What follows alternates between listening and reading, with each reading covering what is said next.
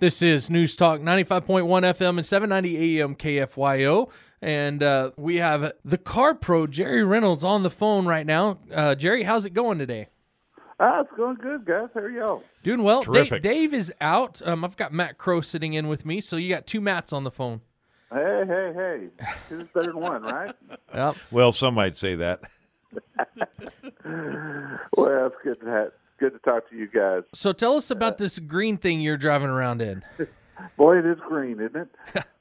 Actually, this color is growing on me. I'm driving the 2019 Dodge Charger RT Scat Pack, which is a little bit of an odd name, but it's a retro. This is kind of a retro muscle car.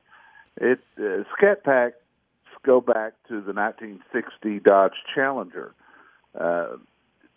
It was 68, I think, exactly. But it's a throwback name. I have no idea what it means or why. I just know that this car is extremely fast, and it's really just, like I said, an old school muscle car. I mean, there's nothing fancy about it, but it's got 485 horses, and it's just pure raw muscle. No superchargers or turbochargers added to this car.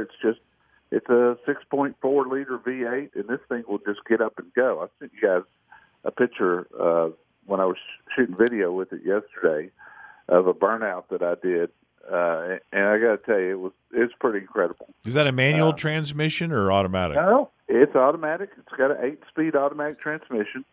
This is a step down from the Hellcat, and I've had a couple of Hellcats. They're running 707 horses. They're supercharged, but this one is just 485 horses of a great big V8. It's got cloth seats, no moonroof.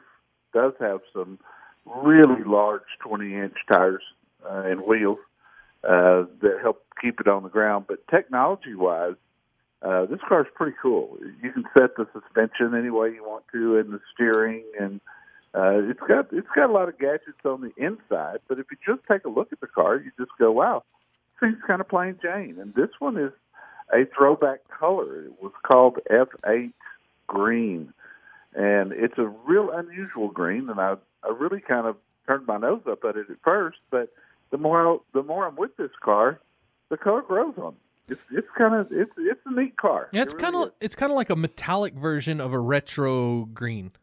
Yeah, it is. It really is. 46,000 on the window sticker, which, for what you get with just the engine alone, I thought it was a pretty good buy. I was going to say, that's like half the price of a Hellcat, isn't it? Yeah, it is. It is. Hellcats are running, depending on equipment, in the upper 70s, lower 80s.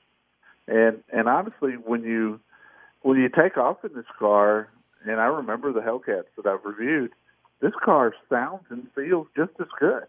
And I would have never thought I'd have said that, because 200 and something horses is a big difference. But boy, it just doesn't feel like it.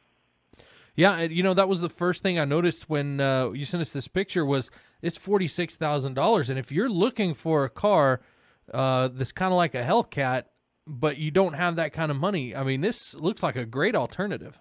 Yeah, it really is. I think Dodge was very smart to give people an option of, because not everybody can afford $46,000, but certainly when you get up into the 80s, that knocks out a whole lot of people. And at a glance, this looks like a Hellcat. Yeah. It's got neat badging on it, but it's all retro back from the 60 model Challengers. And it's a neat car. I've enjoyed being with it this week.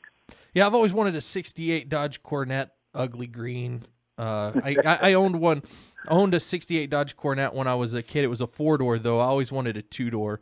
And now that I'm older, I look at them and I'm like, man, those things are beautiful cars. They're different, but they're beautiful. But man, and they bring a lot of money. Yeah, they do. That's why I haven't bought one yet. Yes, exactly. So we've got the review up right now on the 2019 Chevy Equinox that I had last week, and then we'll have the review and video of this Dodge up by Monday. Yeah. What other stories do you have going on over there at Car Pro USA? Well, I tell you, we're going to have a big one today about a Ford recall. It's going to affect a lot of people. 1.5 million F-150s from 2016 that were equipped with the 6-speed automatic transmission. They got a real problem with those. They are, for whatever reason, you're just going down the freeway and all of a sudden it drops into first gear. Yeah, that is not good. No, it brings the vehicle to a really sudden halt. That'd tear up your transmission too. Yeah, oh yeah. This is going to be a tough one. Chicago Auto Show is going on right now. We've got coverage of that at Car Pro USA. One of the most interesting stories that has really captivated people is Ram trucks have designed a new multifunction tailgate, and this is a big deal. If you've seen the GMC commercials with their tailgate, it's got a step that folds out of it. Ford's got something similar, but Ram has now got a tailgate that will open down just like every other truck out there, or you can open it up from the sides. Oh. And it swings out, if you sort of like an old station wagon, if you will. And it's split, kind of a 60-40 split. You can open it out. And, the real benefit of that is if you're loading something into the bed of the truck, if the tailgate is swung out to the sides, you can get right up to the bed versus having to slide across the tailgate of most pickups. I think they've really got something here.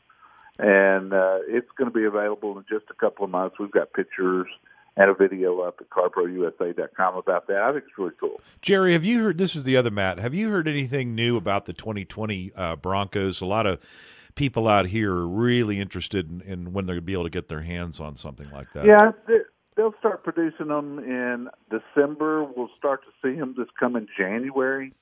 I think, I've had Matt. I don't think people yet realize it's a 2-door, and that's going to probably eliminate a lot of people who are really excited about it. I think everybody's got visions of the old O.J. Simpson Bronco. Yeah. This is nothing like that. This is going to be it'll be a little bigger than the Escape, but not as big as the Edge, and it's going to be a 2-door. It's going to be a niche vehicle. Is it more like the 2-door Tahoe they came out with in the late 90s?